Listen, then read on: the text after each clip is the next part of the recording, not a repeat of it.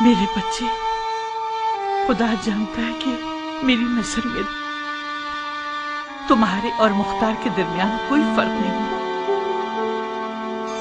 تمہارا غم تمہاری ماں دمہ کا غم اور تمہارے بھائی مختار کا غم ہے۔ میں تمہیں یہ کہنے نہیں آئی ہوں کہ غم نہ کھاؤ اور بےتابی نہ کرو۔ بیوی اور بچے کا داغ جان لیوا ہوتا ہے۔ ہم سب ہی موت کے راستے کے راہی ہیں۔ حضرت اسرائیل کسی کا لحاظ نہیں رکھتے۔ اپنی ماں کی مانو تو میں کہتی ہوں کہ اس غم کو اتنا خود پر طاری نہ کر لو کہ یہ تمہیں خانہ نشین کر کے تمہارے دشمن کی خوشی کا باعث بن جائے۔ کاش شیری بانو محل سے جانے میں جلدی سے کام نہ لیتی۔ میں نے اسے بہت روکا، مگر گویا محل کے تمام در و دیوار اسے بہت چبھنے لگے تھے، یا پھر شاید موت اس کے انتظار میں تھی اور اسے محل سے کھینچ کر لے آئی۔ انسان چاہے کچھ بھی کر لے اپنی موت سے نہیں بھاگ سکتا۔ میں آپ کے آنسوؤں کے ساتھ آنسو بہانے اور یوں اپنے آپ کو سکون دینے کے لیے آئی ہوں۔ شیرین اور حیدر کے داغ نے ہم سب کو سوگوار کر دیا ہے۔ میں جانتی ہوں کہ آپ کا درد بہت بڑا ہے۔ شیرین اس موتی کی سی تھی جو آپ کے پاس دیر سے آئی اور جلدی چلی گئی۔ یہ بھی عشق کے راہ اور رسم ہے کہ آپ تنہائی کو اپنا رفیق بنا بیٹھے ہیں۔ شیرین بہن سے اس لیے گئی تاکہ جو اسے مطلوب تھا اسے پا سکے۔ ارے بھائی رانی ملکہ عالیہ، اپنا بوریا بستر باندھ لو۔ آج سے ہم عرب اشراف کی آنکھوں میں دھول جھونکنے کے لیے جو ایرانی نجات کی تحقیر کرتے ہیں کوفے کے محل میں رہیں گے۔ کیا مطلب؟ مطلب یہ کہ اب سے تمام امراء، وزراء اور قیام مختار کے تمام سرکردہ افراد اپنے گھر والوں سمیت قصر کوفہ میں رہیں گے۔ یہ امیر مختار کا حکم ہے۔ تمہیں بچپنے کی سوچی ہے کیا؟ تمہیں واقعی خوشی ہو رہی ہے؟ بہت خوشی ہو رہی ہے مجھے شیریں بانو۔ میں تو اتنا خوش ہوں کہ میرا دل چاہ رہا ہے کہ چیخ چیخ کے سناؤں تاکہ میری آواز تمام عرب کے جاہل قوم پرستوں کو پہنچے۔ سالوں سے عرب کی جہالت نے ہماری نجات کی تحقیر کی ہے۔ آج ہماری خوشی کا دن ہے۔ تم نے کیوں منہ بنا لیا شیریں؟ کیان، تم جب بھی عربی اور ایرانی نجات کی باتیں کرتے ہو مجھے بہت ڈر لگتا ہے۔ تم علی کے شیعہ ہو۔ علی کا چاہنے والا قومی اور نسلی تعصبات کی باتیں نہیں کرتا۔ میں جانتا ہوں شیریں، تم یقین کرو میں یہ سب جان بوجھ کر نہیں کر رہا، مگر سالوں سال زد و کوب، توہین اور تحقیر دیکھنے کے باعث میں مجبور ہو گیا کہ اپنی خوشی کا اظہار کروں۔ میں بچوں کی طرح خوشی سے اچھل رہا ہوں کہ اسیری کا وقت ختم ہو گیا ہے۔ اب آزادی اور سرداری کا وقت ہے۔ اٹھو، ہمیں جلد سے جلد گھر سے نکل جانا چاہیے۔ بہت سی عورتوں کی آرزو ہوتی ہے کہ ان کا محلوں جیسا گھر ہو۔ شاید تمہیں یقین نہ ہے کیان، میں اپنے اس پرسکون گھر کا محل سے تبادلہ کرنے پہ تیار نہیں ہوں۔ ہمارا محل سے کیا واسطہ؟ دیکھو شیریں، مصلحت قیام کا تقاضا ہے، ہمیں نہ چاہتے ہوئے بھی کچھ عرصہ محل میں رہنا ہوگا۔ کیسی مصلحت کیان؟ آپ لوگوں کا یہ دعویٰ ہے کہ آپ کا قیام مولا علی کی خوب رکھتا ہے۔ مولا علی محل میں ٹھہرے تھے کیا؟ تم کیسی باتیں کر رہی ہو شیریں؟ ہمیں ہمیشہ ہمیشہ کے لیے محل میں تھوڑی رہنا ہے۔ قیام کے دشمنوں نے اور اہل شر نے قیام کو برباد کرنے کی ٹھان لی ہے۔ ابراہیم اور اس کی فوج کے جانے سے کوفہ قیام کے سپاہیوں سے خالی ہو گیا ہے۔ میرے جاسوسوں نے اطلاع دی ہے کہ شمر اور شبس جیسے خبیثوں نے یہ منصوبہ بنایا ہے کہ قیام کے سرکردہ افراد کے گھروں پر حملہ کر کے ان کے گھر والوں کو لقمہ بنا لے اور قیام کو گھٹنے ٹیکنے پر مجبور کر دیں۔ میں نے تم سے عشق کا بندھن جوڑا ہے کیان۔ اگر تم میری جان بھی مانگ لو گے تو دریغ نہیں کروں گی۔ کاش مختار دشمن کی چال بازیوں سے نمٹنے کے لیے کوئی بہتر حل ڈھونڈتا۔ میں جہنم جانے کے لیے راضی ہوں مگر قصر نہیں۔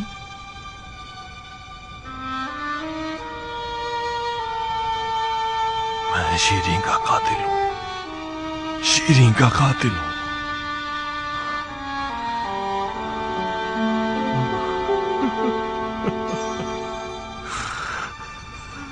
قاتل ہوں شیریں.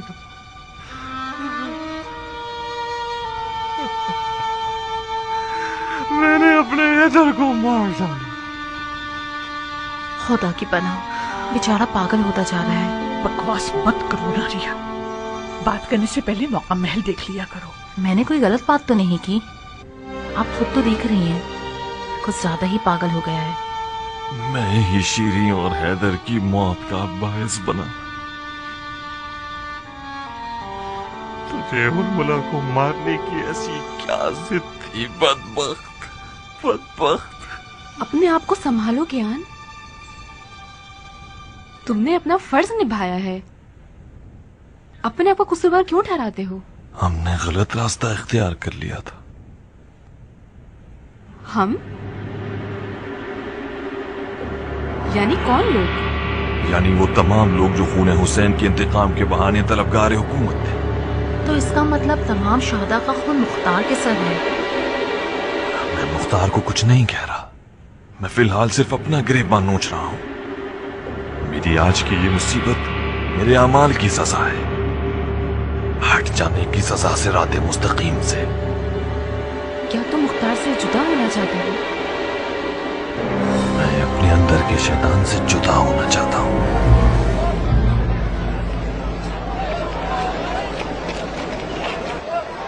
کیان کے استعفے دینے کی خبر مختار کی کمر توڑ دے گی. دمر جان، یہ خبر آپ ہی مختار کو سنائیے، مجھ میں تو اس کی ہمت نہیں ہے. میں تو کہتی ہوں کہ مختار کو بہت خوش ہونا چاہیے. اس نے ایرانیوں سے دوستی کا خمیازہ کچھ کم نہیں بھگتا. اس کے علاوہ اور بھی بہت سی باتیں ہیں. اگر کیان چلا جائے تو عرب کے بڑے بزرگ مختار سے دوستی کر لیں گے. آخر تم کب ایرانیوں کی دشمنی سے دستبردار ہوگی ناریا؟ کیان اور مختار بہت پرانے دوست اور ساتھی ہیں. جوانی سے ایک ساتھ رہے، ایک دوسرے کے فراق کو نہیں سہ سکتے. آپ نے سن تو لیا دماں جان، وہ مختار کو قصوروار ٹھہرا رہا تھا. اگر اسے شرم مائل نہ ہوتی تو اپنی بیوی اور بچوں کا خون بھی مختار کے ساتھ تھوپ دیتا. استغفار کرو ناریا. کیان سوگوار ہے، بیمار ہے اور بخار میں پڑا ہے. اگر کوئی غلط بات کہہ بھی دے تو اس کا کوئی قصور نہیں ہے. بہت حسن زن سے کام لیتی ہو. وہ اب تمہارا ساتھ نہیں دینا چاہتا. وہ کیوں؟ ظاہر سی بات ہے، کیان بیوی بچے کا داغ اٹھائے اور مختار کوئی غم نہ سہے. یہ کس طرح کا فیصلہ ہے عورت؟ حقیقت کڑوی ہی ہوتی ہے مختار. آخر کیان کا تمہیں پیٹ دکھا کر صفا دینے کی کیا وجہ ہے؟ مختار نے اس کی بیوی اور بچوں کو مارا ہے یا ہرملا نے؟ اگر اس کی داڑھی میں کوئی چوروں والا ٹنکا نہ ہوتا تو وہ ہرملا کے خون کا مزید پیاسا ہو جاتا، نہ کہ پیچھے ہٹ جاتا. بکواس بند کر عورت. تمہاری زبان کے بچھو نے ہمیشہ بیچارے کیان کو ڈنک مارا ہے. آخر تم کب تک اس اندھی اور جاہلانہ دشمنی کو آگے بڑھانا چاہتی ہو؟ اگر میں یہ کہوں کہ کیان کا آج پیچھے ہٹنا تمہارے سالوں سے کینہ توزی کی وجہ سے تو غلط نہ ہوگا. آخر کیان کو مختار کے رکاب میں کیوں رہنا چاہیے جبکہ اسے مسلسل مختار کے گھر والوں سے تحقیر اور توہین کا سامنا کرنا پڑتا؟ مختار، میں پولیس سے رات پہ تمہیں چھوڑوں گی نہیں. سن رہی ہو امرا؟ جب سے بادشاہت ملی ہے اس کی آواز اونچی ہو گئی ہے. مجھے شک ہے تمہارے دل میں بال بچوں اور اپنوں کی ذرا سی بھی محبت ہونے میں. تمہارا باپ اور بھائی ایرانیوں کے ہاتھیوں کے پاؤں تلے دب کے مر گئے اور تم نے نہ جانے کیسے اپنا دل ایرانیوں کو نکال کر دے دیا ہے. تم نے ویسے بھی ایرانیوں کے لیے بہت کچھ کیا ہے. ذرا اپنا تک تو تاج بھی کیان کو نکال کے دے دو تاکہ تمہیں نظر آئے کہ وہ کیسے خوشی کے مارے اپنے بال بچوں کا غم بھول جائے گا.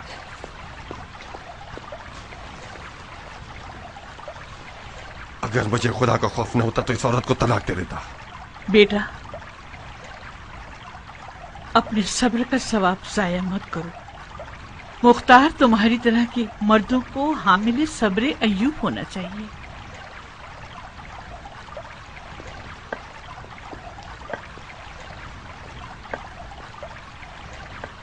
تم کچھ بتاؤ عمرہ، امید نجات کیان ہے کوئی؟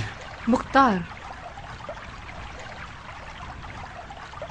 کیان تمہاری رقابت میں مغلوب ہو گیا ہے. رقابت وہ بھی مجھ سے؟ ہاں، رقابت وہ بھی تم سے. اس نے خطرناک ترین اور مشکل ترین کاموں کو اپنے ذمے لے کر اپنے آپ کو قیام کا سب سے زیادہ طاقتور شخص کہلوانا چاہا تھا. جب وہ ہرملا سے لڑنے میں شکست کھاتا ہے اور اپنی بیوی اور بچے کو بھی گنوا دیتا ہے تو اپنے آپ کو کھو بیٹھتا ہے. اس نے تم پر، تم لوگوں کے قیام کے اہداف پر شک کیا ہے. اس کا ماننا یہ ہے کہ مختار نے قیام کی راہ میں اصل راستہ کھو دیا ہے۔ یہ قیاس تو بالکل بے تکا ہے عمارہ۔ اگر کیان لڑنے کی راہ سے منحرف ہو گیا ہے اور اپنی خاطر تلوار نہیں چلا رہا تو اس میں مختار کا کیا قصور ہے؟ تمہیں اس کی مدد کرنی ہوگی۔ یہ جان لو کہ قیام کا درد قیام کی حکومت کا درد ہے، جسے جلد سے جلد ٹھیک ہو جانا چاہیے۔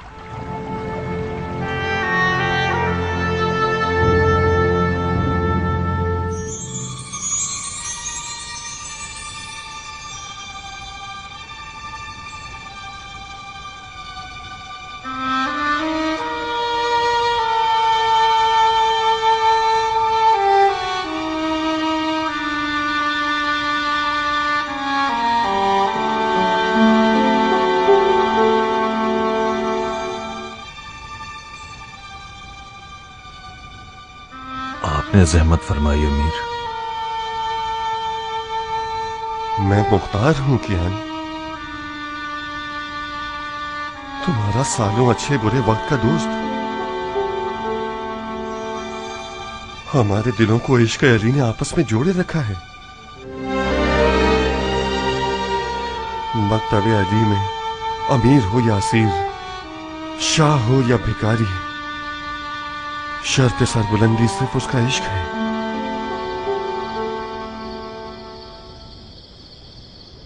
تمہاری بہت یاد آ رہی تھی تو چلا آیا۔ خوش آمدید مختار۔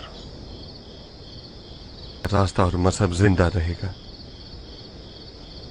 آخر کب تک سیاہ پوش ہو کر تعزیت میں رہنا اور ہم سے دور رہنا چاہتے ہو؟ مجھے نہیں معلوم مختار، میں نہ تو شیریں کے لیے اچھا شوہر بن سکا اور نہ حیدر کے لیے اچھا باپ۔ میری ساری زندگی صرف سفر اور خطروں سے بھری ہوئی تھی۔ کاش ایک بار شیریں اپنا شکوہ بیان تو کرتی۔ وہ میری زبردستیوں پر راضی رہتی تھی اور کچھ بھی نہ کہتی تھی۔ میں اس بات پہ کڑلا ہوں کہ شیریں اور حیدر کو بے بسی میں مارا گیا، یہاں تک کہ کسی نے ان کی چیخ بھی نہیں سنی۔ کاش ارملا مجھے مار ڈالتا، مجھے اس کا بدلہ چکانا ہو۔ میری بیوی اور بچے کا قتل میرے سر ہے جو کہ انتقام کی پیاس میں اچھل رہا تھا۔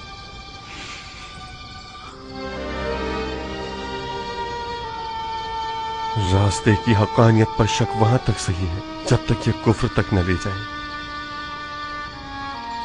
کیا تمہارے گھر والے مولا حسین کے گھر والوں سے زیادہ بے کس تھے؟ جو ظلم تم پر ہوا وہ ہمارے مولا حسین پر ہونے والے ظلم کے سامنے سورج کو چراغ دکھانے کے برابر ہے۔ جو بھی اس راہ میں جتنا زیادہ مقرب ہوگا وہ زیادہ مصیبتیں اٹھائے گا۔ خدا کی قسم، اگر سالوں جو ہم ساتھ مل کر ظلم و جور سے لڑے ہیں، اگر ایک بار بھی مجھے تم سے رشک ہوا ہے تو وہ یہی ہوگا کہ تم نے بیوی اور بچے کا داغ دیکھا اور مختار نے نہیں دیکھا۔ تم اس وقت ہم سب سے زیادہ مولا حسین سے نزدیک ہو۔ تمہارا دل کیسے مانتا ہے، تمہارا دل کیسے مانتا ہے کہ راستہ موڑ کے چلے جاؤ ظالم؟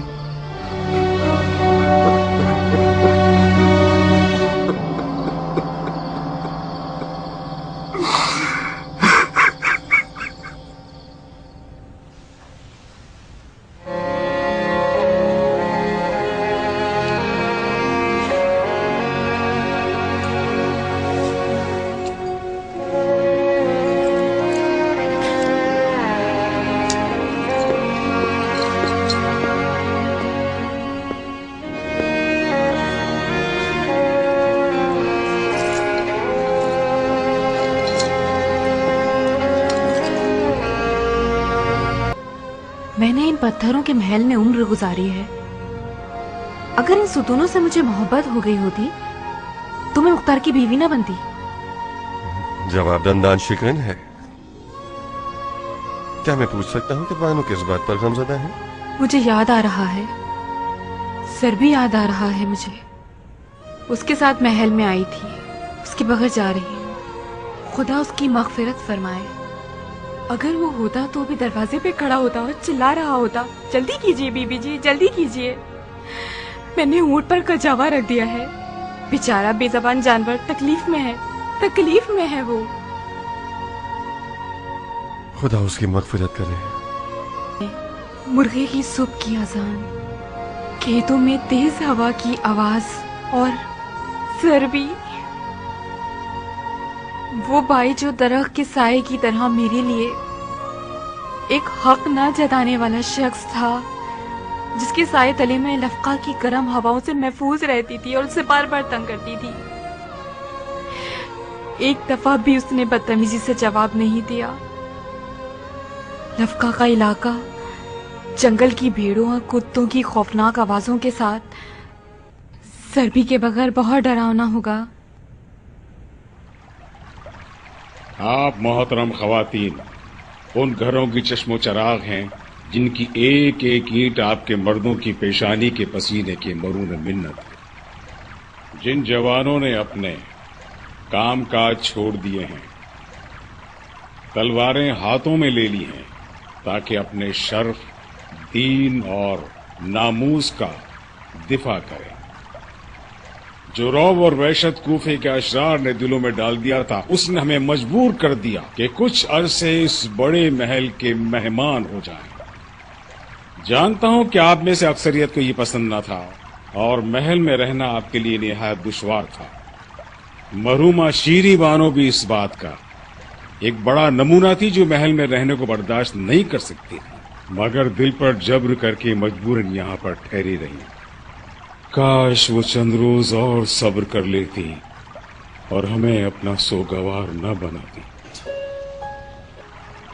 اب جب کہ خدا کے لطف و کرم سے لعینوں کا شر ختم اور خطرہ تمام اور امن نیت برقرار ہو گئی ہے، بہتر ہے کہ آپ بھی اپنے سادہ اور حسین گھروں کو لوٹ جائیں۔ اپنے حجروں کی گرد و غبار اور مکڑی کے جالے ختم کیجیے۔ خواب کی مرغیاں، بطخیں اور باغیچے آپ کے دانے پانی کے منتظر ہیں۔ جائیے اور اپنے گھروں میں عشق کی آب و ہوا کو دوبارہ قائم کیجیے۔ امیر مختار بذات خود آپ لوگوں کو محل سے جانے کے بارے میں اجازت دینے آنا چاہتے تھے، مگر میں نے پیش کلامی کی اور ان کے دل کی بات آپ کے حضور میں عرض کر دی۔ خدا جانتا ہے کہ مختار، میں اور آپ کے شوہروں میں سے کسی ایک نے بھی قیام سے وراثت پانے کی نیت سے تلوار نہیں چلائی۔ اگر مجبوری نہ ہو تو محل میں رہنا ہمارے لیے غیر پسندیدہ بات ہے اور قیام کی خواہان عدل حکومت کو بدنام بھی کرتا ہے۔ فی امان اللہ۔ مرحبا عبد الرحمن، ہم شکر گزار ہیں کہ تم نے ہمارے بدلے زحمت کی اور ہمارے بوجھ کو ہلکا کر دیا۔ جو جھوٹے افراد ہمیں کذاب، ہمارے قیام کو بے معنی اور ہماری حکومت کو غاصب ٹھہراتے ہیں، ان کا سارا خوف ہمارے عدل و انصاف سے ہے۔ عدل کے طرفداروں کا ایک نظریہ یہ بھی ہے کہ صاحبان منصب حکومت عام لوگوں کی طرح زندگی بسر کریں۔ ہائے، گویا کوئی خواب دیکھ رہے تھے، اب ہمیں دوبارہ اپنے اسے کیڑے مکوڑوں سے بھرے گھروں کی طرف لوٹ کر جانا پڑے گا۔ بے فکر رہو بہن، کوفے میں جدھر دیکھو شیمل خولیہ اور ہرملا جیسے لوگوں سے بھرا پڑا ہے۔ میرے خیال سے پھر ہم اس جنت کے مہمان بن جائیں گے۔ خدا کرے تمہاری بات پوری ہو بہن۔ تم چپ کیوں ہو عمرہ؟ تمہیں تو اس خبر سے خوش ہونا چاہیے۔ ام ثابت کی زبان کی ڈنگ سے تمہاری جان چھوٹ گئی۔ مختار کے لیے فکر مند ہو راحلہ، وہ زمین سے اکھڑتا جا رہا ہے۔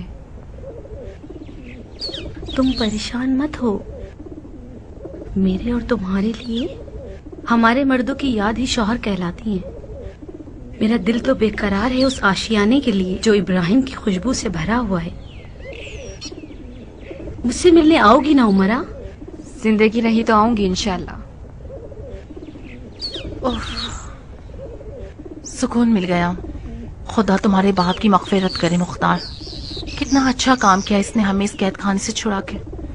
میں تو مر گئی تھی بچوں کی ٹیاں ٹیاں سن سن کر۔ اتنی ساری غریب اور بے ڈھنگی عورتوں کے ریوڑ کے ساتھ مل کر رہنے کی کون حسرت کرتا ہے؟ کوئی بھی جگہ انسان کے اپنے گھر کے جیسی نہیں ہوتی۔ ابو مفلس خلیفہ زبیری کو لے کے یاد ہے۔ جی امیر۔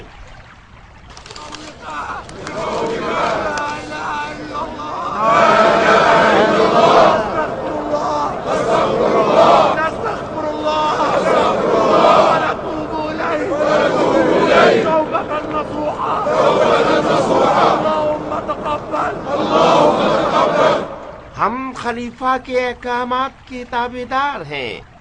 बनी उमैया ने हिजाज की जानिब लश्कर कशी की है। हरम बैतुल्लाह का दिफा हर मुसलमान की जिम्मेदारी है। अगर आपको हमारी मदद की जरूरत है तो मुज़ायका न फरमाइएगा। खुदा का लश्कर जहाद के लिए तैयार है। वस्सलाम, मुख्तार इब्न अबू उबैद सक़फ़ी। मालूम हमें बेवकूफ बनाना चाहता है। ये लंबा चौड़ा झूठ आप सबने बगौर सुन लिया। हमारे हाकिम से लड़ा है, उसे कूफे से निकाल चुका है, सारे मजे लूट चुका है, और फिर खत में हमारी इताअत की बातें करता है। शैतान कहीं का ऐसे खतों किताबत कर रहा है कि जैसे हम कहना नहीं चाहिए गधे हैं। इराक़ अरब बाढ़ में जाए, मगर इस तौहीन का क्या करें? मेरे ख्याल से मुख्तार के इस साजिशी मीठी लहजे के पीछे कोई बड़ी चाल है। जाफर, शक न करो। मुख्तार इस खतो किताबत और दिलसोज माँ के लहजे के जरिए हमारे गुस्से से बचना चाहता, ताकि पुरसुकून होकर फतह मूसिल पर तवज्जो दे सके। यकीन करो जाफर, इब्ने मरजाना पर गलबा पाने के बाद हमारे खिलाफ तलवार उठाएगा। शाबाश। माफी चाहता हूँ भाई, आप मुख्तार की मक्कारी से वाकिफ हैं, तो हमले का हुक्म क्यों नहीं देते? फिलहाल ये मसलहत के खिलाफ है कि हम उससे पंजा आजमाई करें जाफर। माफी चाहता हूँ भाई, आप मुख्तार की मक्कारी से वाकिफ हैं, तो हमले का हुक्म क्यों नहीं देते? फिलहाल ये मसलहत के खिलाफ है कि हम उससे पंजा आजमाई करें जाफर, खास तौर पर जबकि वो बनी उमैया के खिलाफ खड़ा हुआ है। इब्ने जियाद का शर दफा करना तमाम मुसलमानों के मफाद में है। अभी दरायत और सियासत के साथ इस बागी जानवर को महार किया जा सकता है।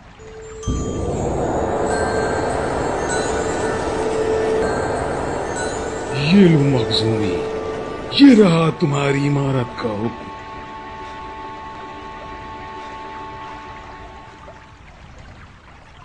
और ये रहे 30,000 सोने के सिक्के। ये कोई छोटी रकम नहीं है। इस रकम से कम आधे खाने काबा को सुनहरा किया जा सकता है, जो मेरी बहुत पुरानी आरज़ू थी। मगर अफसोस कि कूफे पर तसल्लुत पाना खाने काबा को रौनक बख्शने से ज्यादा वाजिब है। मुख्तार के मुताबिक जैसा कि उसने लिखा है, हमारा ताबेदार है, उसे कूफा तुम्हारे हवाले कर देना चाहिए। अगर हवाले ना करे तो फिर इस सोने के ढेर से एक लश्कर बनाओ और उसके शर को दबा कर दो।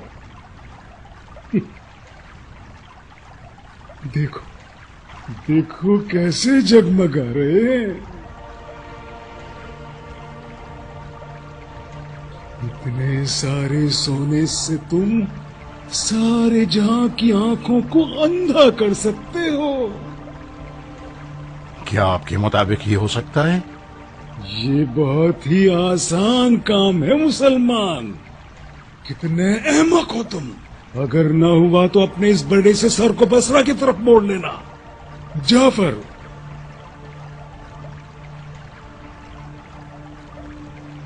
क्या तुम समझते हो कि उमर इब्न अब्दुल रहमान मखजूमी इस मैदान के काबिल है? अभी निकला नहीं है यहाँ से, और इसका पजामा ठीक कर। माफी चाहता हूँ भाई, इतना तो मान जाइए कि ये गले में फंसने वाला निवाला है, उसका हक है वो घबराए। मैं उसे समझा दूंगा। मेरा दिल इतने सारे सोने पर जल रहा है जाफर, मुझे डरे वो इन्हें जाय न करते। बहरहाल मैं तुम्हारी राय पर भरोसा करता हूं जाफर। सिर्फ इतना करो कि सोने के ढेर को मेरे पछताने से पहले मेरी नजरों से दूर कर दो।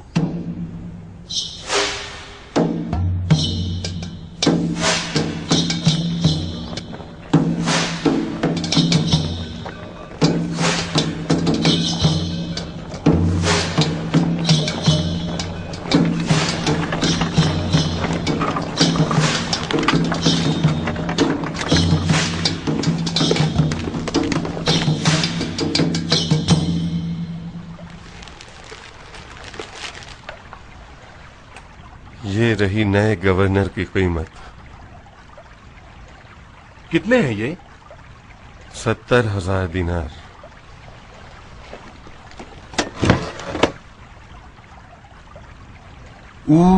वाह,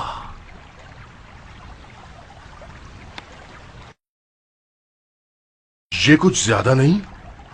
ये तकरीबन उस रकम की दुगनी है जो जुबैर के बेटे ने नए गवर्नर को दी है। चारा कोई नहीं।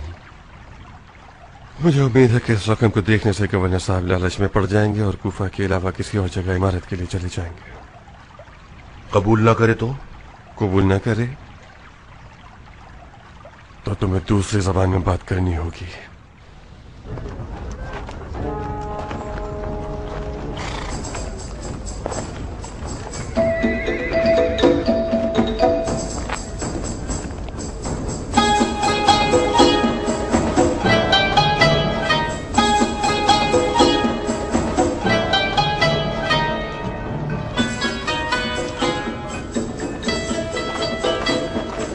ये मुख्तार का कासिद हो? 2 ऊंट और 1 सवार। बैद है कि वो मुख्तार की जानिब से हो। क्यों बैद है अमीर? अगर मुख्तार सरकशी करना चाहे और सूबे को हमारे हवाले ना करे तो उसके लिए वो एक ही कासिद भेजेगा। अगर वो खलीफा की इताअत करना चाहे और अपनी जबान पर कायम रहे तो उसे एक बड़ा काफिला शान के साथ और दबदबे के साथ हमारे इस्तकबाल के लिए भेजना चाहिए था। ये कारवां तो किसी से भी शबाहत नहीं रखता।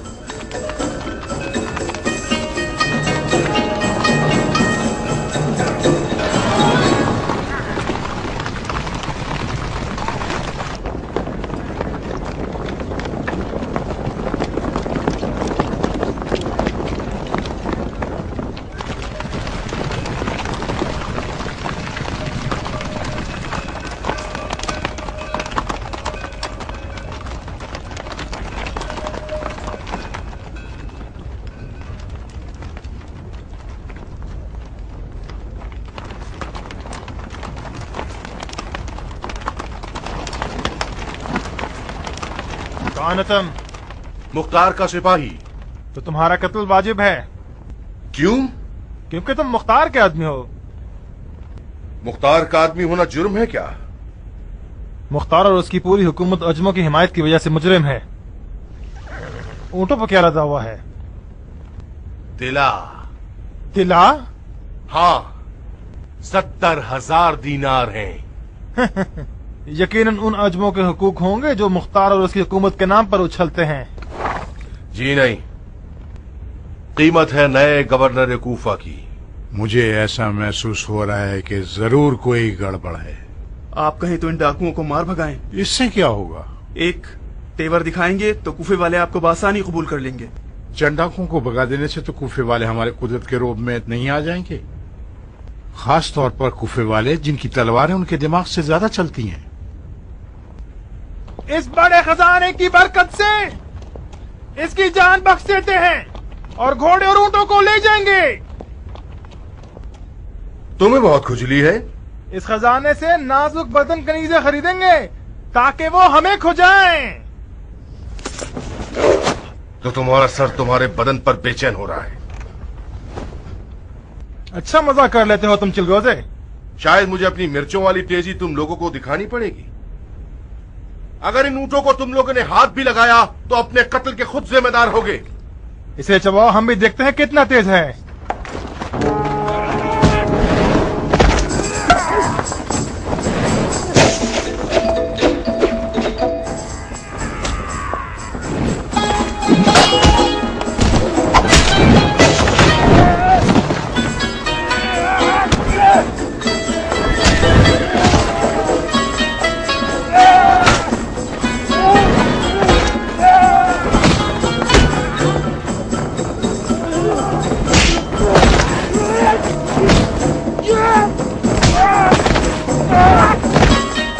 क्या अजूबा है ये शख्स, गजब का लड़ाकू है।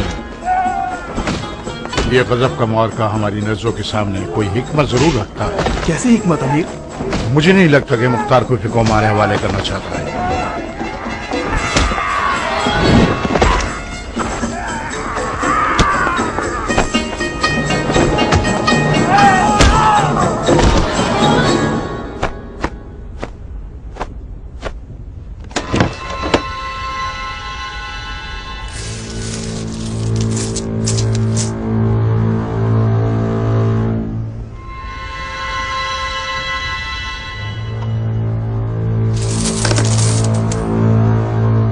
ये रकम उससे दुगनी है, मगर मैं पागल ही हूंगा जो कुफे की हुकूमत की कुर्सी को 70,000 दीनार के बदले बेच डालूं। मर्जी है आपकी, चाहे तो ना बेचे। अगर ना बेचूं तो क्या करोगे? मैं तो एक मजबूर सिपाही हूं, अगर ना बेचेंगे तो आपको मुख्तार से लड़ना होगा। अगर चाहें तो इसकी फौज की एक झलक देख सकते हैं। वो सब ऐसे जंगजू हैं कि मुझ जैसे लोग उनके मुकाबले में है ही हैं।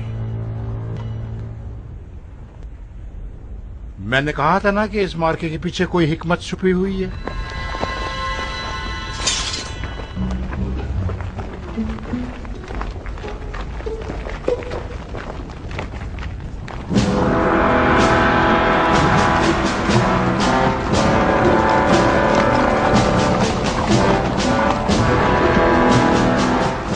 ज़ाहिरन मुख्तार से सौदा करने के अलावा और कोई चारा नहीं।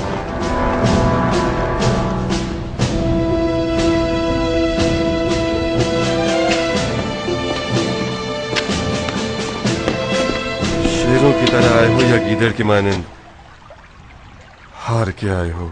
तो क्या मैं गीदड़ों की तरह नाकाम हो जाता? जाहिर है कि मैं कामयाब हो गया हूं। मद्दे मुकाबिल पहले तो नहीं मान रहा था। मंसूबे के मुताबिक जब लश्कर के परचम उसे दिखाए तो उसके चेहरे का रंग उड़ गया। ये हमारी तरकश का आखिरी तीर था। जुबैर के बेटे को अगर हमारी चाल का पता चल जाए तो हमारे मक्के से मरासिम खराब हो जाएंगे। बिलाखिर उसे खबर तो जरूर पहुंचेगी। मुझे उम्मीद है कि इब्न जुबैर को खबर मिलने से पहले इब्राहिम इब्न ज़ियाद का काम तमाम कर चुका होगा। मेरे ख्याल से अगर तुम इन 70,000 दीनार को इब्राहिम के लश्कर पर खर्च कर देते तो जल्दी मकसद तक पहुंच जाते। इब्राहिम को दीनार नहीं चाहिए ज़ायदा, उसे वक्त चाहिए।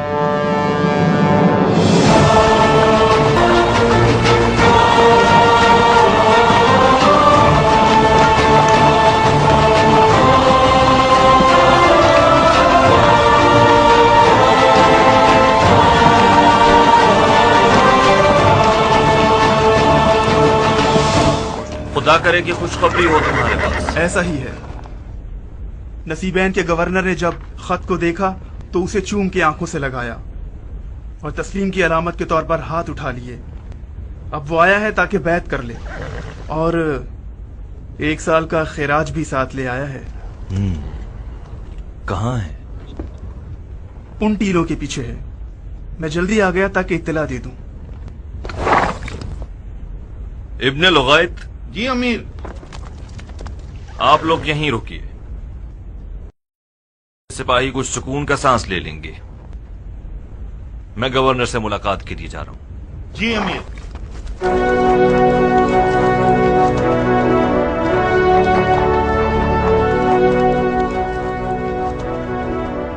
बहुत खुश नजर आ रहे हो भाई।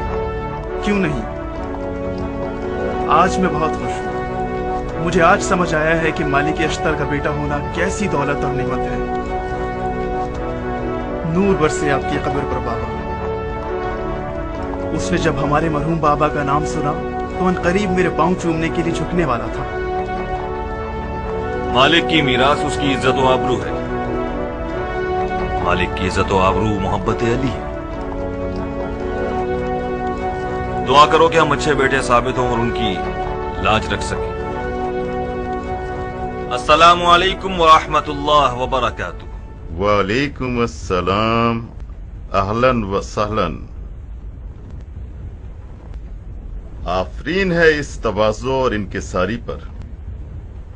आपकी मेजबानी हमारे लिए फख्र और सरबुलंदी का बाइस है।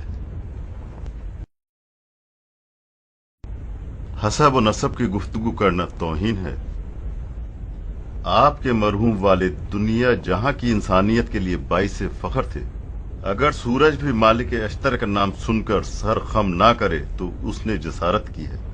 हम तो फिर खाक के जर्रे हैं। ये एक नाचीज सा तोहफा है नसीबैन के लोगों की जानिब से।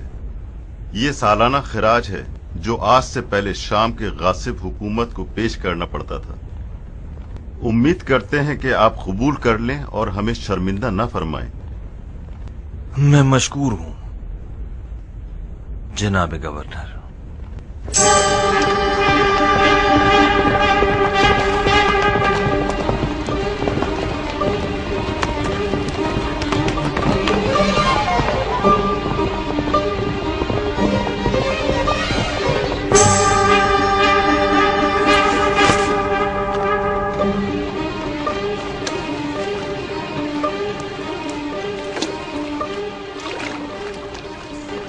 अमीर इब्राहिम इब्ने मालिक अश्तर 3000 से जायद इराकियों के साथ शहर नसीबैन तक पहुंच गया है।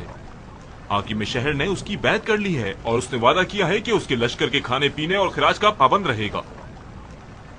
हमारे रास्ते की थकन उतरने का इंतजार करते उसके बाद ही के बेटे की खबर हमें सुनाते। आप पे कुर्बान जाऊं, आपने खुद ही सिखाया है कि जंग की खबर नमाज सुबह की तरह है। अगर देर से हरकत करोगे तो कज़ा हो जाएगी। क्या ये मिसाल हमारे जरिए अक़वाल में से है? जी अमीर, एक गोहरे नायाब है आपकी जबान से। अच्छा ठीक है, तमाम तर नुमाइंदों और सरदारों को मुत्तला कर दो कि इजलास के लिए आ जाएं और खाना भी हमारे साथ खाएं। जी अमीर।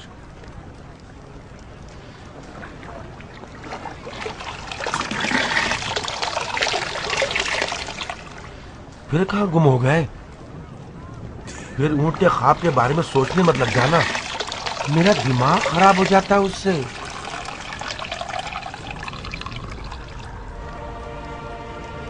उस ऊंट के बैठने की फिक्र के बजाय अश्तर के खड़े हो जाने की फिक्र में पड़ गया हूं। मुख्तार मालिक अश्तर के बेटे के बगैर भी एक खतरनाक मद्दे मुकाबिल है।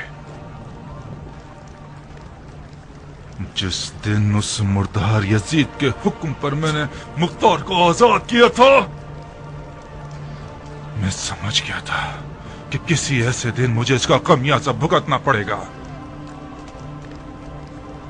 अश्तर का नाम ही और बहादुर सिपाही को डराने और जंग से पहले ही और देने के लिए काफी है। अश्तर का बेटा अपने बाप मालिक अश्तर की निस्बत से एक बड़ा नाम है, मगर जियाद का बेटा भी कुछ छोटी मोटी चीज नहीं है। मैंने तो वो दिन देखे हैं कि उम्र आज को इब्न जियाद के पास सियासत सीखनी चाहिए थी।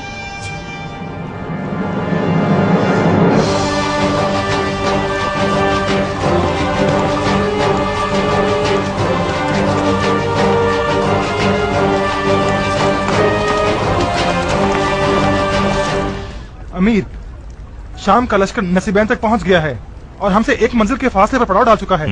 वो तकरीबन 20,000 अफराद हैं। मरजाना के बेटे की सुना है कि मजूसियों और बेदीनों से जहाद करने की नीयत से गुस्ले जहाद भी किया है उसने। जाओ जाओ और खबर रसाना को इत्तला दे दो कि इब्न मरजाना की खबरें मुझे एक एक बारीकी के साथ फौरन चाहिए, हत्ता कि उसके खांसने की खबर भी। जी अमीर।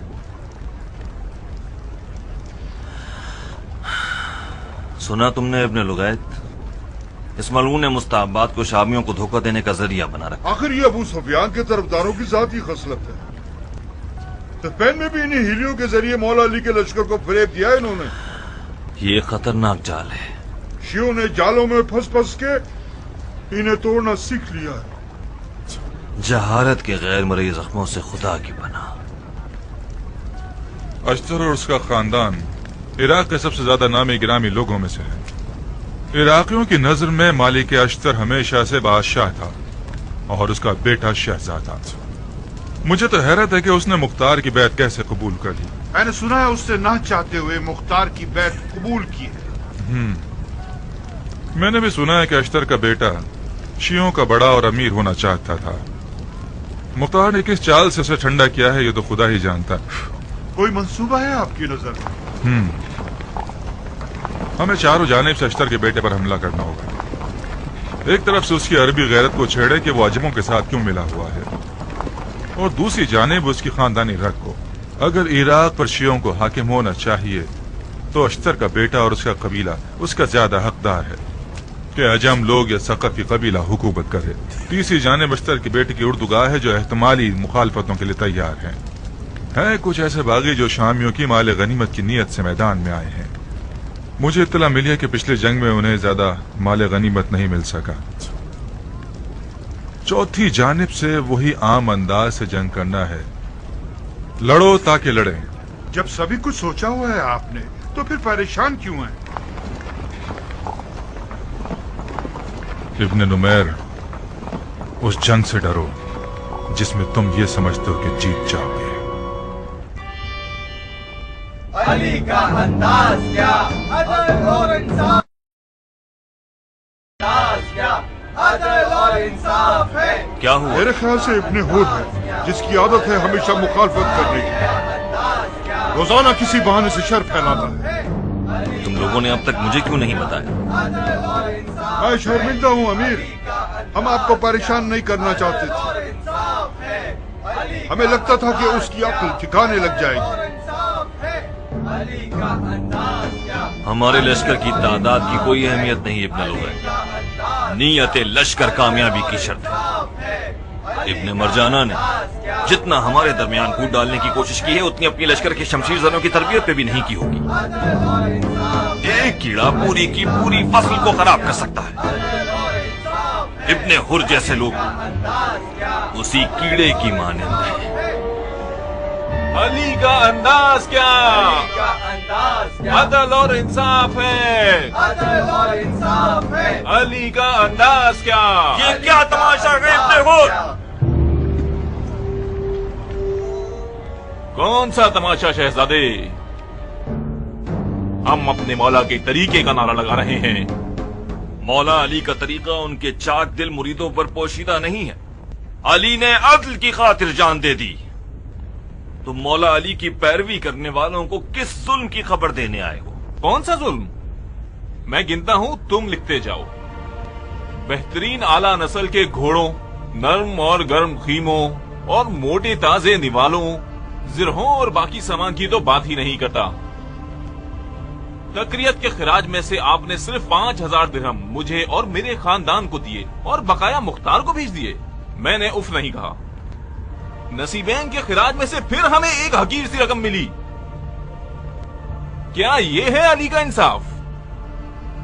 खौफ व खतर हम अपनी जान पर लें और उसके गनाइम मुख्तार और उसके अजीजों को मिलें। जंग के गनाइम मुसलमानों के बैतुलमाल से मुताल्लिक होते हैं जिनसे अच्छी खासी मखलूक के मामलात को चलाना होता है। मत मेरे और तुम्हारे दरमियान और फौज के दरमियान बढ़ जाए। मुझे ऐसी बेमानी तौजीहात नहीं सुननी।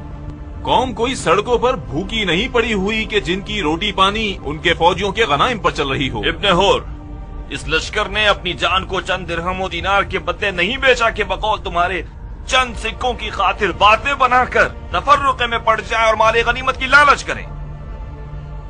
तुमने माले गनीमत की लालच में तलवार उठाई है तो जा सकते हो, रास्ता खुला है तुम्हारे लिए। वहां जाओ जहां हकीर सी रकम के बजाय बड़ी बड़ी रकम दी जाती है। मुझे दरहम और दीनार वाले सिपाही नहीं चाहिए। क्या ये तुम्हारा आखिरी फैसला है? मेरा पहला फैसला भी यही था।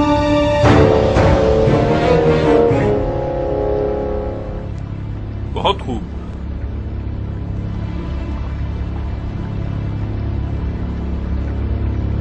जो भी इन हरकतों को बर्दाश्त कर सकता है वो रुक जाए, अपनी उंगलियां अपने कानों में डाले और कुछ ना बोले। इब्ने अश्तर,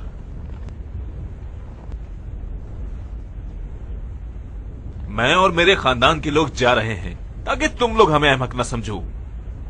हम जा रहे हैं आपके अमीर से अपना हक मांगेंगे।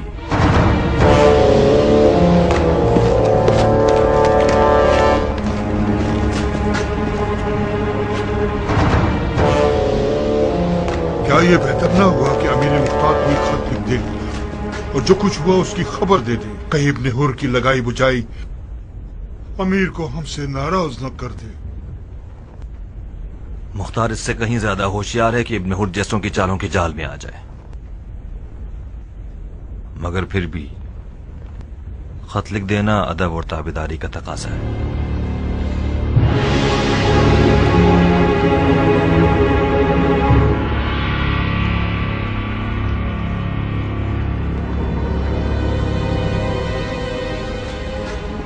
ऐ खुदा के सिपाहियों, मैं इब्ने हुर के इस तमाशे से समझ गया कि आपका दुश्मन शदीद खौफजदा है और वो हमारे दरमियान तफर्रुका डालकर अपने खौफ व हिरास का इलाज कर सके। अगर मेरी मानते हैं तो सुन लीजिए कि जो आवाज भी दूयत की बदबू से भरी हुई हो वो दुश्मन की चाल है। आज माले गनीमत के बहाने, कल अरब और अजम के बहाने। मैं नसीहत करता हूं कि रातों को अपनी बैठकों में जंगे सिफ़ैन के तल्ख और गमगीन हालात को याद कीजिए। हमने अपने घरों के सुकून इसलिए नहीं जोड़े कि माले गनीमत हासिल करने की सोचें। हम उस मरहम की तलाश में आए हैं जो हमारे दिल के जख्मों की दवा बन जाए।